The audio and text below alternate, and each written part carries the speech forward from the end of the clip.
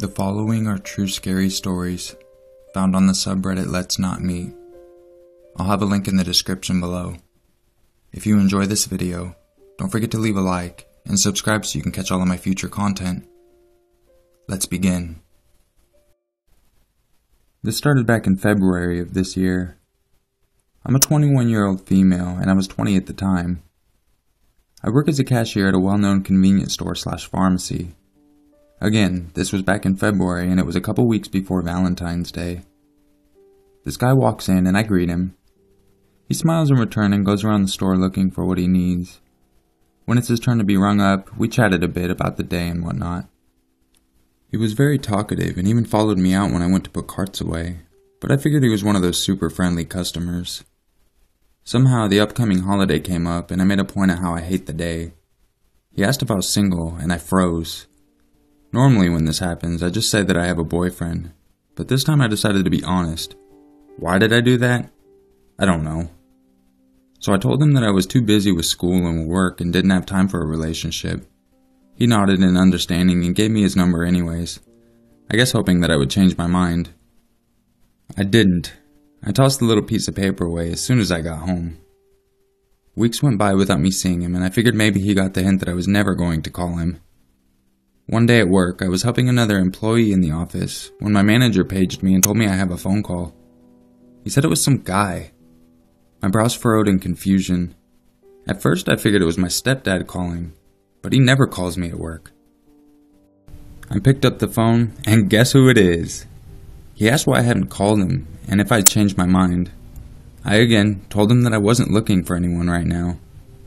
He said he understood and went on to tell me that he's not trying to be pushy or anything.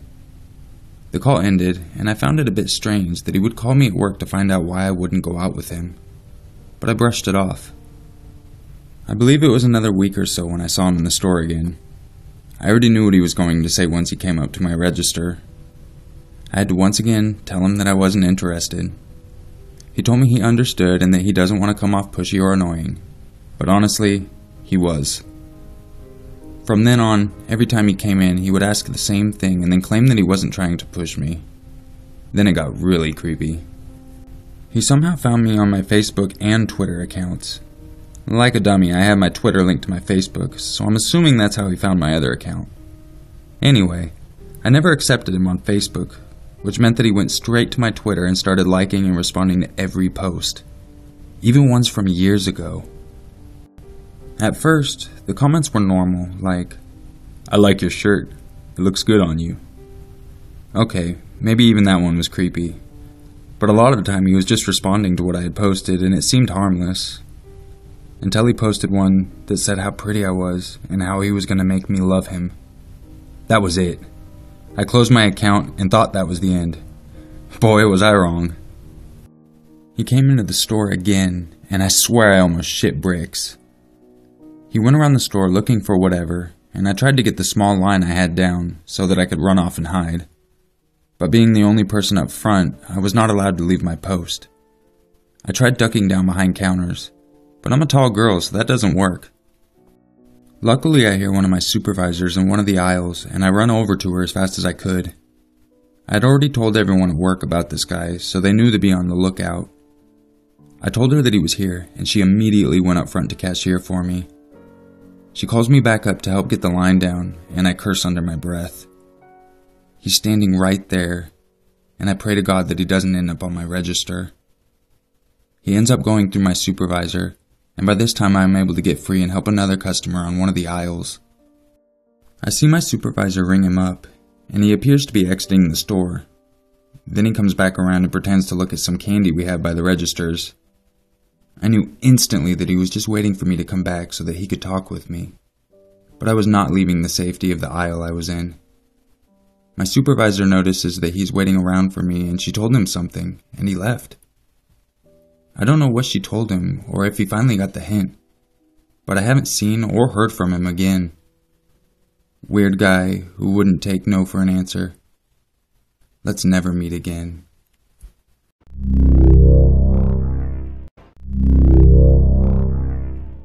I've been reading the stories on here for a while now, and I'd figured I'd post my own. I had to get my brother to help recount this, as I was only 12 at the time, and scared shitless as a result. This happened about 6 years ago. As I stated, I was about 12, and my brother was 26 at the time. My brother had been serving in the United States Army for several years when this happened, and was deploying to the Middle East for his second deployment if I remember correctly. Also of note was that he is a Green Beret and had recently, 3 or 4 months prior to the trip, completed the Army Special Forces qualification course, Robin Sage and all of that, and by then was an active duty Special Forces engineer sergeant. Definitely not someone you'd want to fuck around with. Given that we both grew up with a passion for the outdoors, he thought it would be nice to take me on a backpacking trip in northern Alabama, the Sipsey Wilderness for those familiar with the area, before he left for 9 months. The trip had gone smoothly up until the third night that we were camping out. Around 8 p.m., we had our camp set up, eaten dinner, and were sitting by the fire talking about typical boy shit, guns, girls, etc. For some reference, our spot was about 50 yards from a large stream, and about 50 yards downhill adjacent from a large path. Our camp, the stream, and the path formed a triangle of sorts. This was summer in Alabama, so it wasn't quite dark yet when 2 guys, who looked to be in their late 20s, wandered up and asked if we had seen any hogs while we were hiking around. Given that this was rural Alabama, we actually had seen some farther in the wilderness area, so we told them. Even though they were relatively polite, my brother called them good old boys, I got a seriously creepy vibe from them. Dirty clothes, greasy hair, scraggly facial hair, etc. I think they probably looked like they belonged in the movie Deliverance. They kinda hung out for a few minutes, maybe a little longer than they should have, looking around, asking us questions, like how long we'd been out there, how long were we staying, and would look like they were kinda sizing us up. They then abruptly said goodbye and walked away. I didn't necessarily feel threatened by them, and I know for sure that my brother didn't, but I still felt uneasy about the whole thing. Fast forward 3 or 4 hours. My brother and I had gone to sleep and were nestled in our tent when I woke to the sounds of multiple dogs barking. I've always been a heavy sleeper, and they sounded like they were only about 100 yards away. My heart immediately started pounding, and I kicked my brother through my sleeping bag and asked if he was awake and had heard the dogs. He responded, "I'm awake. They've been getting closer for the past hour or so. Just lay still and don't make any sounds." Needless to say, 12-year-old little me was about to shit my pants. We would also hear sporadic shots from several different sources, but neither came any closer. A few minutes later, my brother whispered, "They're just hunting for hogs. They use the dogs to pin them down, and then they shoot them." This gave me some relief, but not much. Somehow, I managed to fall back asleep. The fact that they were doing this at night was a huge red flag, my brother later told me, but I think he was just trying to keep calm. Fast forward what was probably another 3 hours, around 2 a.m. I had managed to sleep pretty well after first hearing the hog hunters, when I awoke to my brother squeezing my shoulder firmly saying, "Wake up, put your shoes on quick and follow me. Be as quiet as you can." My heart immediately went back to racing because I heard the dogs and the voices in the distance, farther away than before, but still distinct. Not asking any questions, I did what he said, and as soon as we were out of the tent, he told me to get on his back. This was a breeze for him after rucking God knows how much weight in the army. We snuck about 50 yards into the woods, towards the junction of the pass and the stream, and crawled into some bushes. It was up a hill, so we had a pretty good elevated view of our campsite. The group of hunters had been steadily approaching our camp, and by this time, 30 minutes or so, had reached it. There were 5 of them, and like 3 or 4 dogs. They all looked relatively young, but 2 had either rifles or shotguns, and the dogs were going crazy, obviously having smelled our scent. For those of you who are backpackers/campers, nobody who comes up to a random campsite in the middle of the night with dogs and guns has good intentions. I knew this, and my brother knew this. I was scared shitless. I couldn't make out what they were saying, but my brother later told me that they were talking about us, although he hadn't heard any specifics either. They lingered for about 20 minutes, shining flashlights around and talking to themselves, when my brother put his mouth to my ear and said, "If they come towards us, I want you to turn around and run as quickly as you can.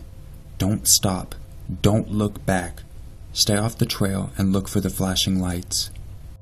I didn't know what he meant by this, but that'll come later. I knew I could make it back because he had taught me land navigation pretty well. He then handed me a flashlight and told me not to take the red filter off. He told me later that the red filter helps preserve night vision and cuts down ambient light so it would be harder for someone to see from a distance. At this point, I was so scared I almost started crying, but at the same time had a rush of adrenaline and what I think now was confidence that he thought I could handle myself. We laid there for a while longer when out of nowhere they started screaming, "Where y'all at?" and firing into the woods at random. My brother dragged me back behind the crest of the hill and threw himself on top of me. Thankfully, our position was on top of a hill, so we were protected from any gunfire. They shot maybe 5 or 6 more times and then started walking back in the direction they had come. They got maybe 100 yards away when I heard a blaring siren and saw emergency flashing lights through the woods. It turns out my brother had called the Forest Service office on a satellite phone that my family has for emergencies while I was asleep, and they had sent out Forest Service officers and game wardens to our area of the wilderness. The Sipsey Wilderness is about 25,000 acres in size, so it took them a while to get there on the dirt roads. When we saw the game warden truck, my brother signaled them with the light and pointed them in the direction the hunters had gone, and the guy sped off shining his spotlight through the woods. As soon as they were all gone, we went back to our camp, packed up our shit, and waited by the path for the game warden to come back, who then gave us a ride in his truck bed to the main staging area. On the drive back, my brother told me how brave I had been and how we would talk about it with our parents the next day if I wanted to. I asked him not to do that because I thought they might never let me go camping again. Creepy rednecks in the woods. Let's not meet again. You might get shot next time. Follow-up. We never got any definitive information on what happened to the rednecks we encountered. I have many friends who have gone out to the Sipsey area and have had a great time with no creepy stuff going on. However, it is truly a wilderness area, and law enforcement response, if you can even reach them, would be slow. I was lucky that my brother was there and reacted so quickly, otherwise who knows what would have happened. We also got lucky that whatever their intentions were, they either reconsidered or lost interest. I will note that when we left our camp, the game warden showed up pretty soon afterwards, but I didn't see what the guy and their dogs did. If I remember correctly, they headed in a direction parallel to the stream, away from the trail, inaccessible to any kind of vehicle. Maybe the warden continued on and took another trail to try to cut them off? We waited around 30 minutes for him to come back, and he said that there were officers out looking. There are only so many paths that you could take a quad or a truck, so the thorough search would have to be completed on foot.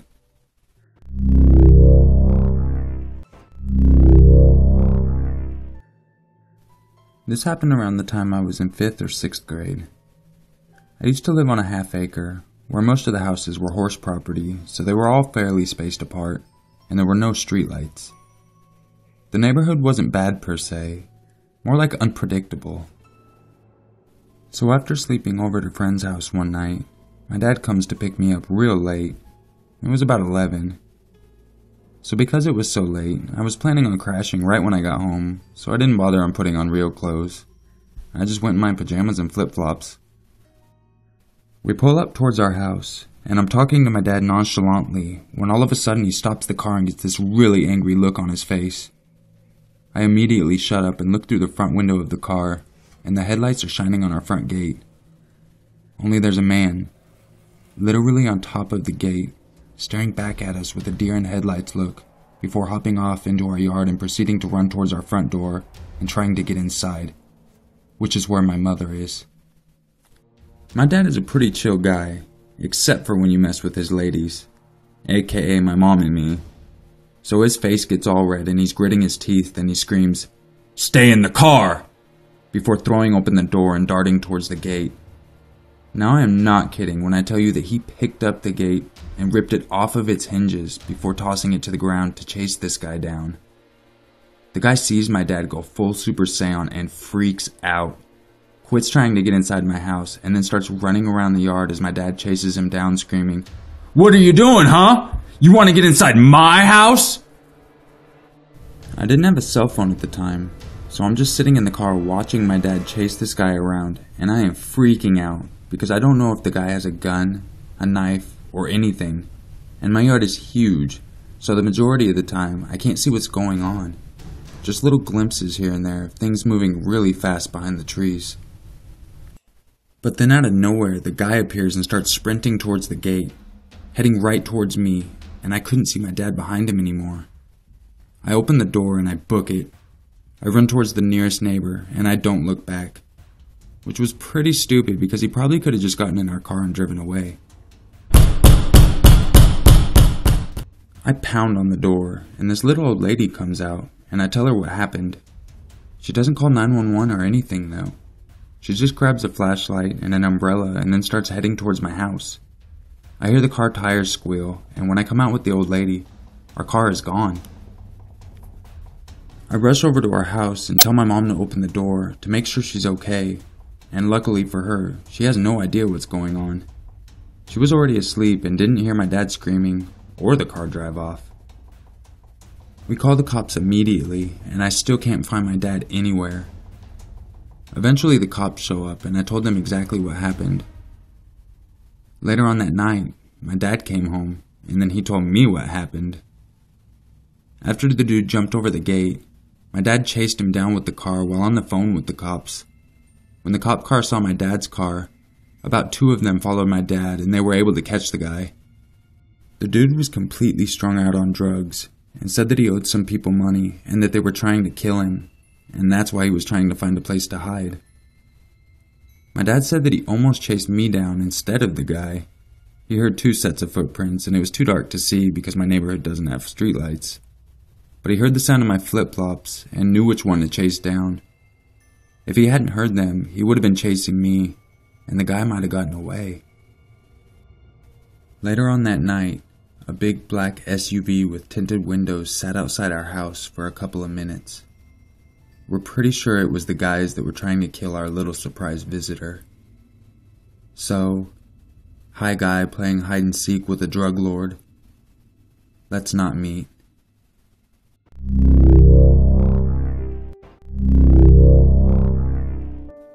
I hope you enjoyed this video, and if you did, don't forget to leave a like and subscribe so you can catch all my future videos. I hope you also enjoyed yesterday's video swap. Thank you again to Top 5 Videos. I had a blast working with you, and I can't wait to do it again in the future. From the comments in that video, I can tell you guys liked it as well. So if you haven't had a chance to go over and check out my video, go over to his channel and check it out. I put one up as well. I really want to thank you for your support. This channel's been growing very fast, and now it's getting a little difficult to keep up with the comments. I've also noticed that YouTube doesn't show me all of my comments. So that being said, if you have a submission that you want to make sure I can get, inbox it here, or you can add me on Facebook and message me there. Or you can also feel free to email me at yourmaker6260@gmail.com. You can go ahead and leave them in the comments, but I can't promise that I'm going to see them, just because for some reason when I check it on my phone or on my computer it shows me different messages and I still don't know what's happening, and I know I'm not the only one having that issue. Thank you so much, and I hope you have a wonderful weekend. And just remember, it's always scarier if it's true.